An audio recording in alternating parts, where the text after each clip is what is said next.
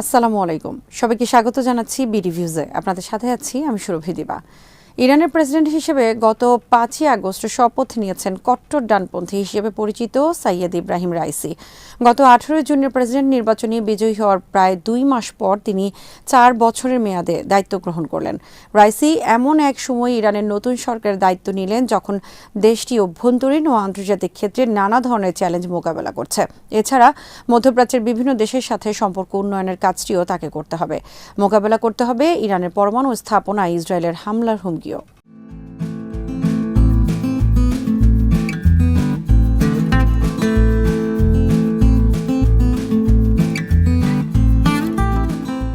অভ্যন্তরীণ ক্ষেত্রে রাজনৈতিক, অর্থনৈতিক ও সামাজিক সহ নানা সমস্যার সমাধানে কাজ করতে হবে তাকে।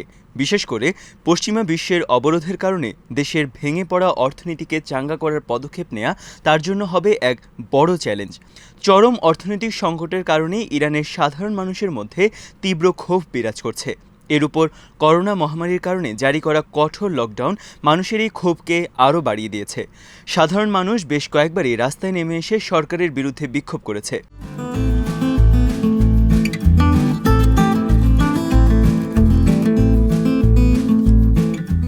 অন্যদিকে পরমাণু কর্মসূচি নিয়ে যুক্তরাষ্ট্রের নেতৃত্বাধীন পশ্চিমা বিশ্বের সাথে দীর্ঘদিন ধরে চলে আসা বিরোধ নিরসনের চেষ্টাও করতে হবে তাকে। যুক্তরাষ্ট্র ইতোমধ্যেই সতর্ক করে দিয়ে বলেছে, ইরানের জন্য আলোচনার দরজা চিরদিনই খোলা থাকবে না। এটি ইরানের জন্য একটি প্রচ্ছন্ন হুমকি। এছাড়া ইরানের পরমাণু স্থাপনায় ইসরায়েলের হামলার হুমকি সবসময় বিরাজ করছে। ঘরে বাইরে এসব জটিল সমস্যার সমাধানে কতটুকু দক্ষতা রাইসি দেখাতে পারবেন, সেটি এখন সবচেয়ে বড় প্রশ্ন।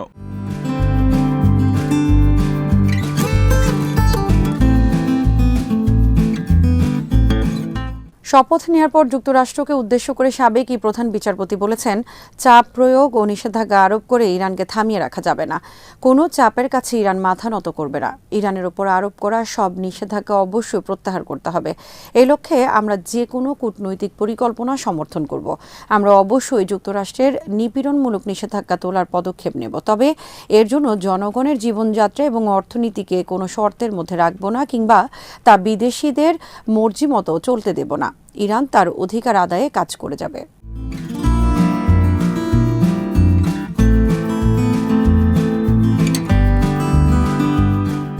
রাইসি বলেন, তার সরকার আঞ্চলিক দেশগুলোর সঙ্গে সম্পর্ক উন্নয়নে প্রাধান্য দেবে। এই অঞ্চলের প্রতিটি দেশ, বিশেষ করে প্রতিবেশীদের প্রতি তিনি বন্ধুত্ব ও ভ্রাতৃত্বের হাত বাড়িয়ে দিয়েছেন। এই অঞ্চলের শান্তি ও নিরাপত্তা বজায় রাখার সক্ষমতা ইরানের রয়েছে। উল্লেখ্য, ব্যাপক মানবাধিকার লঙ্ঘনের অভিযোগে রাইসির উপর যুক্তরাষ্ট্র 2019 সালে নিষেধাজ্ঞা আরোপ করে।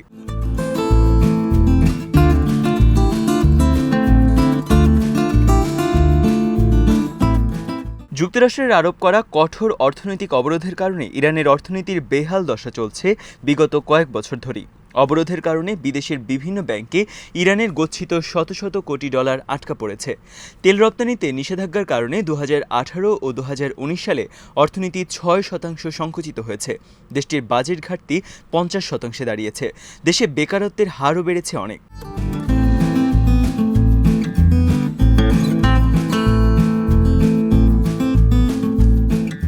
পরিস্থিতি সামাল দিতে মুদ্রার ব্যাপক অবমূল্যায়ন করেছে সরকার। ফলে বার্ষিক মূল্যস্ফীতি হয়েছে 50%। 70% বেড়েছে খাবারের দাম। করোনা মহামারী সেই পরিস্থিতিকে আরও নাজুক করে তুলেছে। অর্থনীতির সব উৎপাদন খাতে সংকট সৃষ্টি হয়েছে। কার্যত অর্থনীতি ভেঙে পড়ার উপক্রম সৃষ্টি হয়েছে। সাধারণ মানুষের জীবনযাত্রা নির্বাহ করাও কঠিন হয়ে পড়েছে। এর পাশাপাশি দেশের বিভিন্ন প্রদেশে দেখা দিয়েছে পানি ও বিদ্যুৎ সংকট। গত মাসে কয়েকটি প্রদেশের হাজার হাজার মানুষ রাস্তায় নেমে আসেন পানি ও বিদ্যুতের দাবিতে। অন্যদিকে জলবায়ু পরিবর্তনের বিরূপ প্রতিক্রিয়ায় দেশটিতে আগামীতে প্রচণ্ড খরাও দেখা দিতে পারে বলে আশঙ্কা করছেন পরিবেশবিদরা।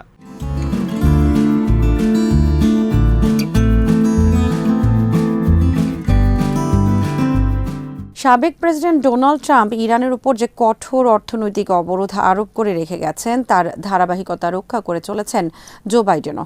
ফলে অর্থনৈতিক সংকট থেকে সহসা মুক্তি পাওয়ার কোনো সম্ভাবনা ইরানের সামনে নেই বলেই মনে করছেন বিশ্লেষকরা।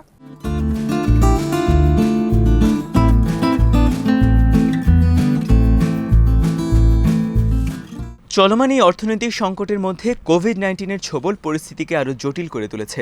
সরকারের জারি করা নানা বিধিনিষেধ সাধারণ মানুষের জীবনযাত্রাকে দুর্বিষহ করে তুলেছে। করোনার পঞ্চম ঢেউ আঘাত হানার আশঙ্কায় রয়েছেন দেশটির মানুষ। ইরান সরকার বলছে, অর্থনৈতিক সংকট করোনার ভ্যাকসিন আমদানিকেও ব্যাহত করছে।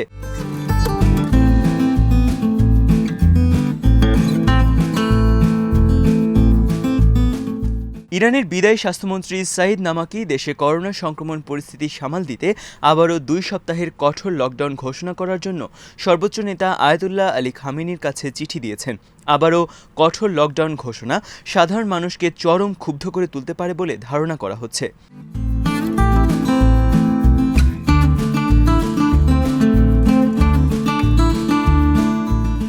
দু 2015 সালে ইরানের সাথে 6টি দেশের joint comprehensive plan of action JCPOA নামে যে চুক্তি হয়েছিল তাতে সই করেছিল যুক্তরাষ্ট্র, যুক্তরাজ্য, ফ্রান্স, চীন, রাশিয়া ও জার্মানি। ওই চুক্তির অধীনে ইরান তার কিছু পরমাণু কর্মসূচি বন্ধ রাখতে রাজি হয়। বিনিময়ে পশ্চিমা দেশগুলো ইরানের উপর আরোপিত নিষেধাজ্ঞা তুলে নেয়ার অঙ্গীকার করে। এই নিষেধাজ্ঞার কারণে ইরানের অর্থনীতির মারাত্মক ক্ষতি হচ্ছে।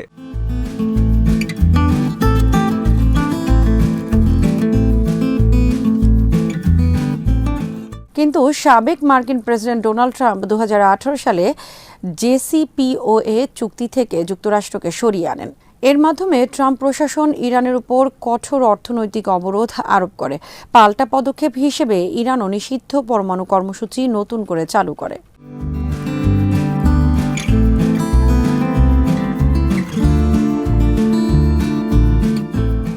জো বাইডেন ক্ষমতায় আসার পর ইরানের পরমাণু চুক্তি নিয়ে নতুন করে আলোচনা শুরু হয়েছে।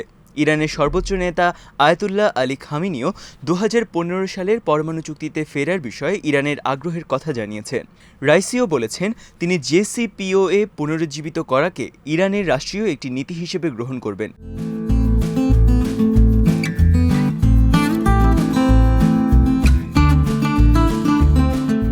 কিন্তু যুক্তরাষ্ট্র ও ইরানের দিক থেকে পরস্পর বিরোধী যেসব সংকেত আসছে তাতে এটাকে পুনরুজ্জীবিত করা হবে বেশ জটিল একটি কাজ। পরমাণু চুক্তি পুনরুজ্জীবিত করা নিয়ে অস্ট্রিয়ার রাজধানী ভিয়েনায় যে আলোচনা শুরু হয়েছে তাতে তেমন কোনো অগ্রগতি হয়নি।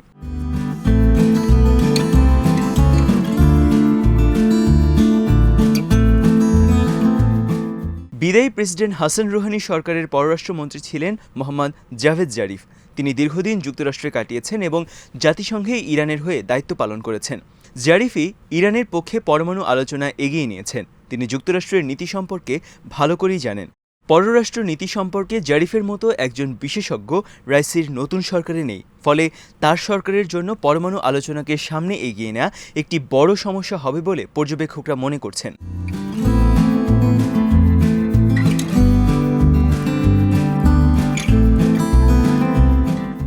ভিয়েনা আলোচনায় যুক্তরাষ্ট্রের প্রধান আলোচক রবার্ট ম্যালে বলেছেন, ইরান এমন সব শর্ত নিয়ে আলোচনায় হাজির হচ্ছে যেগুলো পূরণ করা বা মেনে নেওয়া সম্ভব নয়। মার্কিন পররাষ্ট্রমন্ত্রী অ্যান্টনি ব্লিংকেনও ইতোমধ্যেই বলে দিয়েছেন যে ইরানের জন্য আলোচনার দরজা চিরদিনই খোলা থাকবে না। তার এই বক্তব্য ইরানের জন্য একটি প্রচ্ছন্ন হুমকি।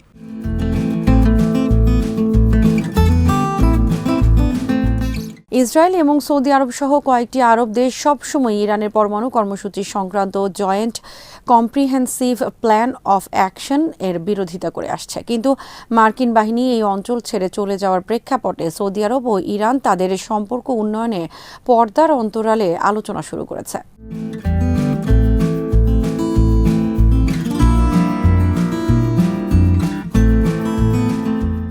সৌদি আরবের সাথে সম্পর্কের উন্নয়ন ঘটাতে পারলেও ইসরায়েলের সাথে ইরানের চরম বৈরিতার সম্পর্ক আরও তিক্ততার পর্যায়ে চলে যাবে বলে ধারণা করা হচ্ছে। গত রবিবার ইসরায়েলের পাশাপাশি যুক্তরাষ্ট্র এবং ব্রিটেনও অভিযোগ করেছে যে ইরান ইসরায়েলি মালিকানাধীন একটি জাহাজে ড্রোন হামলা চালিয়েছে, কিন্তু ইরান এই অভিযোগ অস্বীকার করেছে।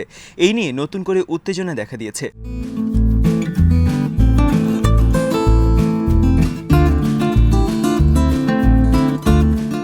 এই উত্তেজনার মধ্যেই ইসরায়েলের প্রতিরক্ষামন্ত্রী বেনি গান্টজ বলেছেন, ইরান আর মাত্র 10 সপ্তাহ পরে পরমাণু বোমা বানাতে সক্ষম হবে। গত 4 আগস্ট বুধবার জাতিসংঘ নিরাপত্তা পরিষদের কূটনীতিকদের সাথে আলোচনায় তিনি এই কথা বলেন।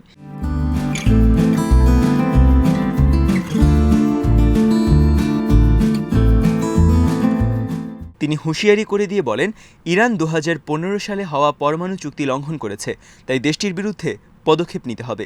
এখন দেশটি পরমাণু অস্ত্র তৈরির সরঞ্জাম বানানোর ক্ষেত্রে আর মাত্র 10 সপ্তাহ দূরে আছে। বিশ্ব নেতৃত্বের উচিত ইরানের উপর কঠোর অর্থনৈতিক অবরোধ আরোপ করা। এছাড়া সমুদ্রগামী জাহাজের উপর আক্রমণ করার কারণে ইরানের রেভলিউশনারি গার্ড বাহিনীর বিরুদ্ধেও ব্যবস্থা নেওয়ার দাবি জানান গান্টাস।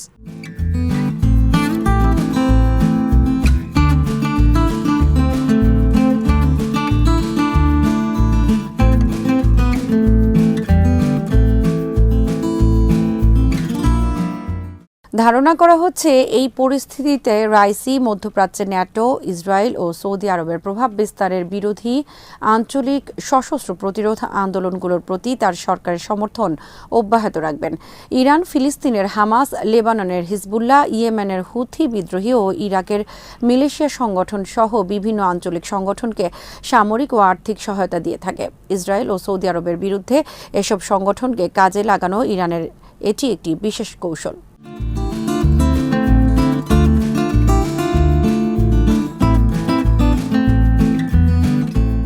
পশ্চিমাদের উপর ইরানের অবিশ্বাস ক্রমেই বাড়ছে।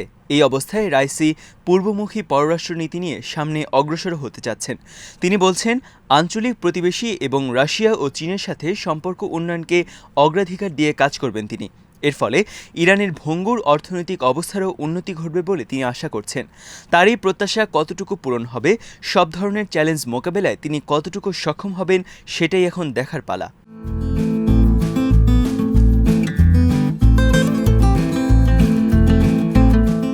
এরই সাথে শেষ করছি আমাদের আজকের আয়োজন। সবাই ভালো থাকুন, সুস্থ থাকুন আর নিরাপদে থাকুন।